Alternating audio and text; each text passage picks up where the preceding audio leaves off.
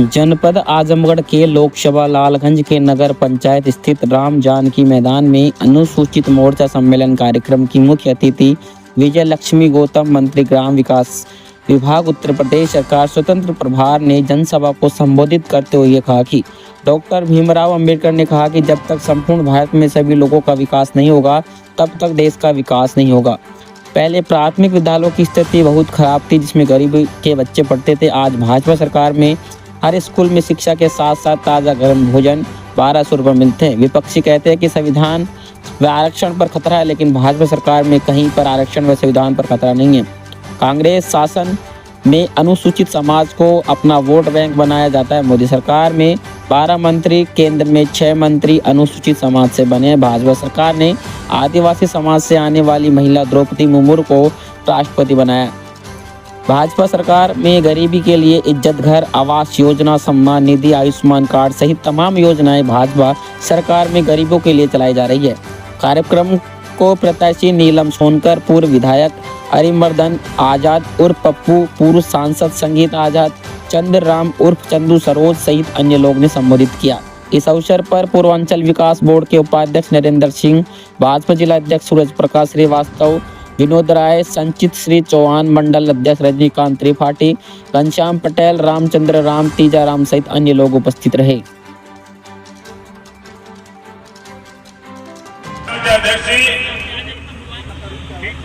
कुशल संचालन कर रहे आदरणीय अपने हरिशंकर सोनकर जी अभी हम लोग के बीच में अपने बीच में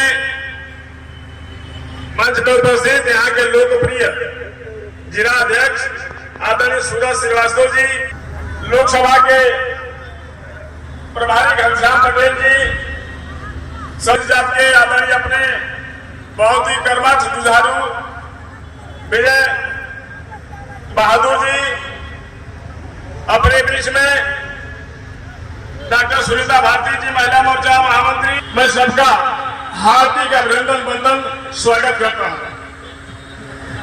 साथियों, मेरा सौभाग्य है आज आजमगढ़ की धरती पे हमें भी 2 शब्द बोलने के लिए मिला। आज जो भी अपने प्रधानमंत्री, मुख्यमंत्री का जानकार में लोग हैं, उन्होंने जो है ऐसे 5 लाख का स्वास्थ्य बीमा योजना का कार्ड बनाकर के आयुष्मान के तहत आपको दिया। आप सबसे कहना चाहता हूं कि 10 साल आदरणीय मोदी जी की सरकार चली है। संविधान पर कोई आँच आई है क्या? आरक्षण पर कोई प्रतिबंध लगा है क्या? इस तरह गुमराह करके इस चुनाव का लाभ लेना चाहते हैं, लेकिन दलित समाज समझ चुका है, जान चुका है, उनके गुमराह करने में, उनके भुलवावे में आने वाला नहीं है। अभी और भी सवाल आपके बीच में आएंगे। एक सवाल तो संविधान बचाओ का आता है, दूसरे को मिलने वाला आरक्षण खत्म हो जाएगा। तीसरा सवाल आता है कि अगर भारतीय जनता पार्टी की सरकार देश में पाकिस्तान में रह रहे अल्पसंख्यकों का, अफगानिस्तान के अल्पसंख्यक और बांग्लादेश के अल्पसंख्यकों को भारत में नागरिकता देनी है, यह विषय कैसे हमारे हितों में है, उस पर मैं आपको बताना चाहूंगा। जब भारत का संविधान लिखा जा रहा था, ठीक उसी समय एक और दलित नेता पश्चिम बंगाल में डॉक्टर योगेंद्र नाथ मंडल तथा इस मंच पे उपस्थित हमारी सांसद जी, पूर्व विधायक जी और साथियों, 2014 में जो आपने अपने आशीर्वाद देकर भेजा था पार्लियामेंट में, जो इस समय आपके आशीर्वाद के लिए आज यहाँ उपस्थित है, परम आदरणीय श्रीमती नीलम सोनकर जी तथा साथियों, बड़े खुशी के साथ उस आजादी के सबसे बड़े मत वाले, जिनको एक ही आजादी के दीवाने थे, जिनको शहीद आजम का खिताब मिला, यानी जितने लोग शहीद हुए थे उसमें उनके राजा थे वह शहीद आजम भगत सिंह ने कहा था, जिस और जवान संपूर्ण रूप से विकास देने वाले देश के प्रधानमंत्री आदरणीय नरेंद्र भाई मोदी जी जब से इस देश की बागडोर संभाले हैं और उत्तर प्रदेश के मुख्यमंत्री परम पूज्य योगी आदित्यनाथ महाराज जी जब से इस देश की बागडोर को संभाला है, सभी जातियों का विकास हो रहा है, बिना जाति पाति भेदभाव दलित शोषित बंद रखना थी कि जब तक संपूर्ण भारत में सभी लोगों का संपूर्ण विकास नहीं होगा तब तक ये भारत कभी भी विकसित नहीं होगा। देश को 75-76 साल आजाद हुए हो गए, लेकिन आज हमारे लोग वहीं पे थे। इन 10 सालों में परिस्थितियां बदली हैं। आज हमारी माताएं बहनें हमारी बेटियां आज जगह जगह जा करके शिक्षा ग्रहण कर रही हैं, वरना हमारी बहू बेटियों की इज्जत सुरक्षित नहीं थी। हमारी प्राथमिक विद्यालयों की क्या स्थिति थी? हमारे गरीब के बच्चे कहाँ पढ़ते थे? प्राथमिक विद्यालयों में पढ़ते थे और उन प्राथमिक विद्यालयों में बारातें रुकती थी और खाना इधर का उधर फेंका जाता था, उसमें जानवर आते थे और बच्चों को बैठने की व्यवस्था नहीं थी, शौचालय नहीं था और तमाम विकृतियां की मास्टर पढ़ाने नहीं आते थे। आज मैं कह सकती हूँ कि उत्तर प्रदेश के सभी विद्यालय चमचमाता हुआ है, उसमें बेंच है, टेबल है, पीने का पानी है, शौचालय है। डीबीटी के माध्यम से हर अभिभावक के खाते में 1200 रुपया जाता है। मिड डे मील के माध्यम से हर बच्चे को मेनू बदल के साफ सुथरा और ताजा भोजन मिलता है, ताकि गरीब का बच्चा भी पढ़ लिख करके IAS बने, PCS बने। आज ये सरकार आपके बारे में सोच रही है। आरक्षण की बात बहुत चल रही है। ये आप समझाया जा रहा है कि आपको बरगलाने को, आपको भटकाने के लिए यही बात कहना है उन लोगों को कि आरक्षण पर खतरा है। कहीं नहीं है आरक्षण पर खतरा। अरे आप पूछिए पूर्ववर्ती सरकारों में बाबा साहब भीमराव अम्बेडकर जी की जहाँ मूर्तियां लगी रहती थी, उन मूर्तियों को तोड़ने का काम अगर कोई करता था तो यही समाजवादी तोड़ा करते थे, जो आज आपके बीच में ये कहते हैं कि आरक्षण खतरे में।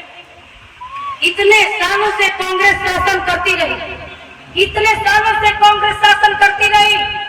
जगजीवन राम जैसा व्यक्ति अपने समाज का नेता था, तरसते तरसते मर गया, लेकिन एक जिम्मेदारी वाली कोई जगह उसको नहीं, उनको जिम्मेदारी वाला कोई जगह नहीं। इस देश के आदरणीय प्रधानमंत्री जी के नेतृत्व में केंद्र में 12 मंत्री अनुसूचित दलित समाज के हैं। उत्तर प्रदेश में मुख्यमंत्री के सहयोगी मंत्री के रूप में हमारे दलित समाज के 6 मंत्री बैठे हुए हैं, 12 केंद्र में और 6 प्रदेश में। मैं आपसे कह देना चाहती हूँ कि पहली बार ऐसा हुआ कि अनुसूचित समाज का राम कोविंद जी को महामहिम बनाया गया, राष्ट्रपति बनाया गया। किसके द्वारा बनाया गया? भारतीय जनता पार्टी के द्वारा बनाया गया। पहली बार जनजाति समूह की आदरणीय द्रौपदी मुर्मू जी, जो इस समय महामहिम हमारे राष्ट्रपति हैं, वो किसने बनाया है? भारतीय जनता पार्टी ने बनाया है। मैं आप सभी से कहना चाहती हूँ, ये जाति पाति भेदभाव, अगर आप पिछड़ा का भावना डाल करके हमारा वोट बैंक ले करके और बरसों से इस देश में, इस उत्तर प्रदेश में जिन लोगों ने शासन किया, हमें भड़काया, हमें फुसलाया, हमें अंधेरे में रखा, हमारे विकास को रोका।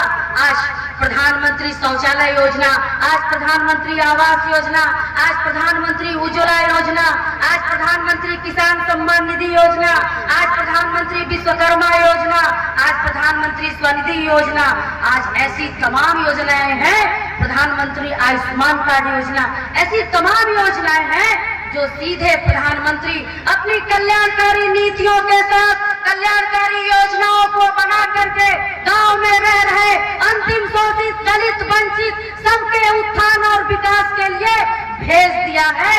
आज जितना आवास हमारे उन माताओं बहनों को जो कभी सपने में भी नहीं सोची थी कि हमारा भी पक्के छत का मकान होगा, आज उनको मकान मिल रहा है, आज उनको स्वामित्व मिल रहा है। अरे हमारी यही बेटियां, हमारे मायके के लोग कहते हैं कि ये तो पराया धन है, लेकिन अगर ससुराल में चली गई, उसके साथ कोई दुर्घटना हो गई, किसी प्रकार का कोई गलत काम हो गया, तो ससुराल से भी भगा दी जाती थी। न उसका मायके होता था, न उसका ससुराल होता था। लेकिन इस आधी आबादी को अधिकार दिलाने के लिए भारतीय जनता पार्टी के इस देश के प्रधानमंत्री आदरणीय नरेंद्र भाई मोदी, जो आपके बेटे हैं, आपके भाई हैं, आपके संरक्षक हैं, लगातार आधी आबादियों के नाम से ये सारी योजनाएं चल रही हैं। आज आवास जो भी बन रहा है, ज्यादा से ज्यादा हमारी माताओं बहनों के नाम से बन रहा है। आज राशन कार्ड जितना बन रहा है, हमारी माताओं और बहनों के नाम से बन रहा है।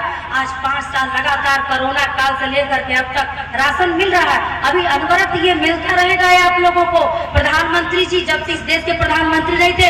इसके पहले जो पूर्ववर्ती सरकारें थी, आपने देखा था किस प्रकार भूखमरी थी, लोग आत्महत्या कर रहे थे, लोगों के पास राशन नहीं था खाने को। आज 79.9% लोगों को राशन मुफ्त दिया जा रहा है और लोग कहीं भूखमरी का शिकार नहीं हो रहे हैं। इसकी जरूरत किसको थी? इसकी जरूरत हमारे दलित, शोषित, वंचित, पिछड़े समाज को थी, क्योंकि ज्यादा से ज्यादा गरीबी में जीने वाले यही लोग थे। आज सरकार लगातार आपके लिए काम कर रही है, आपको सशक्त और मजबूत कर रही है। आज नारी बंधन अधिनियम की बात मेरी बहन कह रही थी, यही बिल आते थे और सदन में फाड़ के फेंक दिए जाते थे, सिर्फ एक नाटक।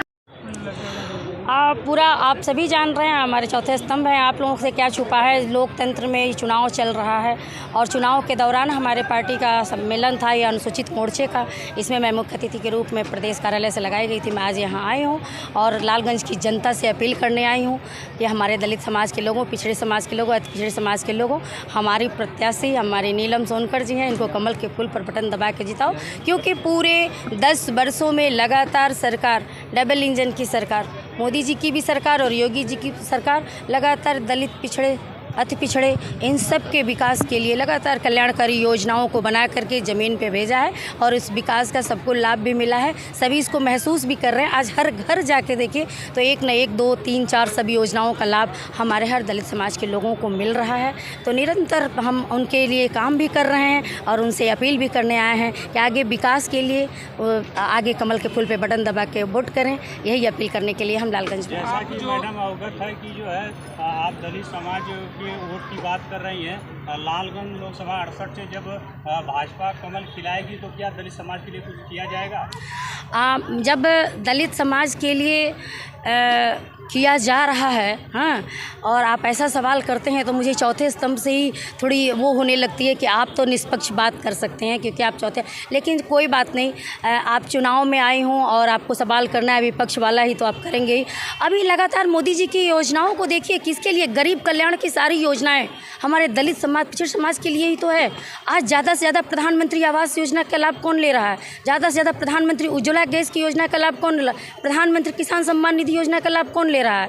प्रधानमंत्री स्वनिधि का योजना का लाभ कौन ले रहा है? स्वयं सहायता समूह का लाभ कौन ले रहा है? आप ज़्यादा जितनी भी हमारी कल्याणकारी योजनाएं हैं उसका लाभ हमारा दलित, शोषित, वंचित समाज ही ले रहा है। और प्रधानमंत्री जिस दिन लाल किले के प्राचीर से बैठ के स्वच्छता मिशन की बात की थी तो सिर्फ बात ही नहीं की थी, दलितों के उत्थान और विकास के लिए योजनाएं तो बनाई थी, उनके सम्मान के लिए उनके पैर भी धोए, जगह जगह साफ सफाई भी की।